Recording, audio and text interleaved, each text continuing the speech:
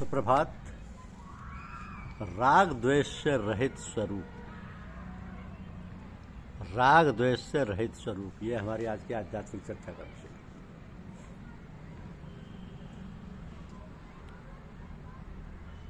एक बात पर आप विशेष ध्यान दें कि गर्मी पड़े आप पर, गर्मी पड़े तो आप पर गर्मी का असर पड़ता है, सर्दी पड़े तो सर्दी का असर पड़ता है। तो असर पड़ने पर भी क्या आप ये मानते हो कि मेरे में गर्मी है, मेरे में सर्दी है? मेरे में सर्दी गर्मी नहीं है, प्रत्युत आगंतुक सर्दी गर्मी का असर पड़ता है। ऐसे आप पर राग द्वेष का आगंतुक असर पड़ता है, परंतु आप कहते हो कि मेरे में राग द्वेष है। ये बहुत बड़ी गलती है। इंद्रियों के जो विषय हैं वे तो शीत, अनुकूलता, उष्ण, प्रतिकूलता के द्वारा सुख और दुख देने वाले, वे आने जाने वाले और अनित्य हैं। तुम उनको सहन करो। तो भगवान ने शीत और उष्ण शब्द दिए। शीत का भी असर पड़ता है, उष्ण का भी असर पड़ता है, पर आप में शीत और उष्णता नहीं है। ये आने जाने वाले और अनित्य हैं, पर आप ज्यों कि त्यों रहने वाले और नित्य हो। नित्य सर्वगत स्थाणुर चलोर्य सनातन है। इस बात को आप गहरा उतर कर समझो। ये कोई तमाशा नहीं है, बहुत ही मार्मिक और तत्काल कल्याण करने वाली सच्ची बात है।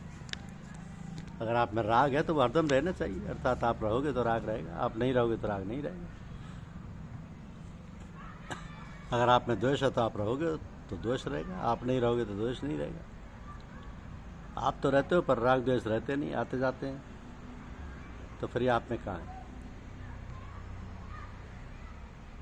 अब विवाह हुआ तो छोरा छोरी अभी कैसे हो जाएंगे? पहले विवाह हो गया, इस बात को मान तो लो, पर बच्चे ही नहीं, पोता पोती भी हो जाएंगे। इसमें तो समय भी लगेगा। इस बात को मानने से समय नहीं लगेगा। केवल तमाशे की तरह मान लेने की बात मैं नहीं कहता। जो बात अनुभव की है वो अनुभव से होगी। राग द्वेष हमारे में हरदम रहते हैं। ये आपने कैसे, किस आधार पर माना?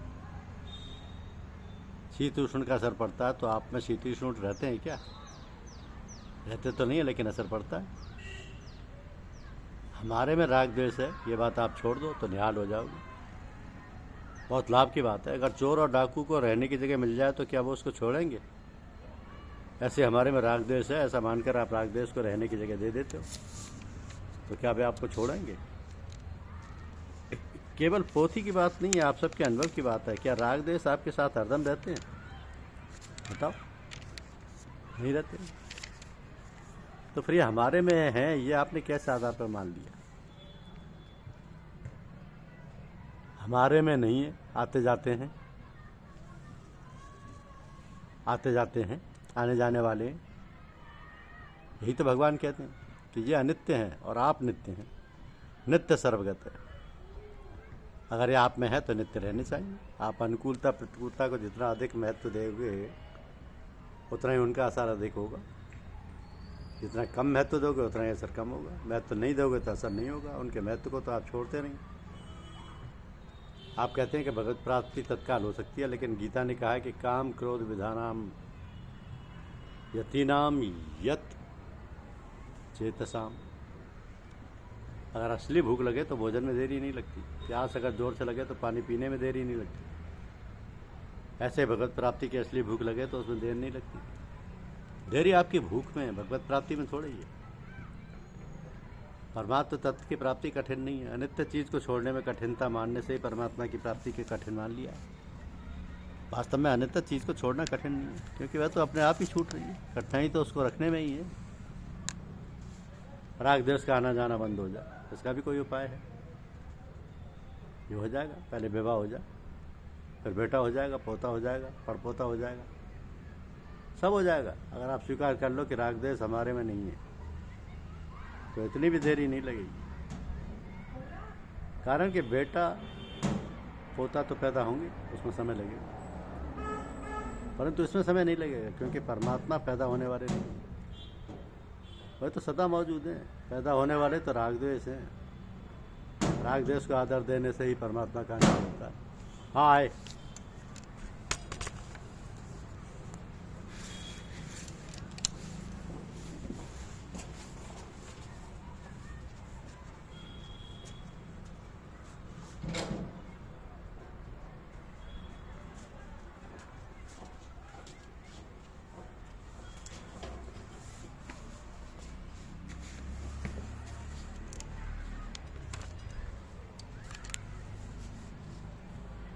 इसलिए कम से कम ये बात तो मान लो कि हमारे में नहीं है आगंतुक, कि अपना जो स्वरूप है वो सत्ता रूप है।